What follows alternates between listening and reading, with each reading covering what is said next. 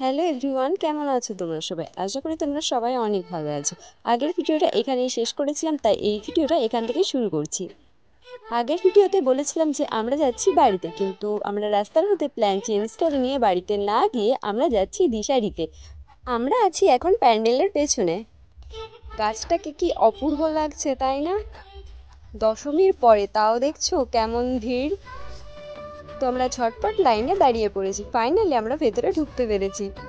সপ্তমীর দিন তো আমি আর আমার বান্ধবী এসেছিলাম, তো এত ভিড় ছিল ভেতরে ঢুকতে পারিনি। তো আজকে দশমীর পরে ফাইনালি ঢুকতে পারলাম।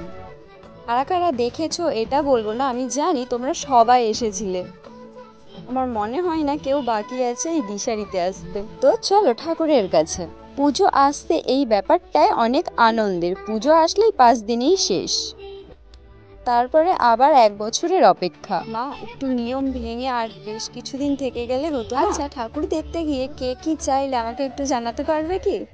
আমি তো শুধু এটাই চেয়েছি, আমি যেন একটু মোটা হতে পারি। দেখা যাক মা আমার কথা শুনে কি। চলো এবার একটু ঠুস ঠুস করে হেঁটে নিই। এই ভিডিও না করলে তো আমাদের মেলা দেখা বৃথাই হয়ে যাবে মনে হয়। কোথা থেকে কি একটা শিখেছি কে জানে, যেখানে যাই এমনভাবে হাঁটাই লাগবে। তারপরে কালো রঙের বস্তায় 1 বস্তা বাদাম নিয়ে বাড়ি চলে আসি। এখন বাজে 6:30। আর দেখো ভিড়টা দেখো, ভাগ্যিস আমরা আগে আগে দেখে নিয়েছি। তোমরা একটু আগে আসতে পারতে, তাহলে আমাদের মতো ফাঁকায় ফাঁকায় সুন্দর মতো ভিডিও বানিয়ে নিতে পারতে। যাক, তোমরা লাইনে দাঁড়িয়ে থাকো, আমি বাড়ি যাই।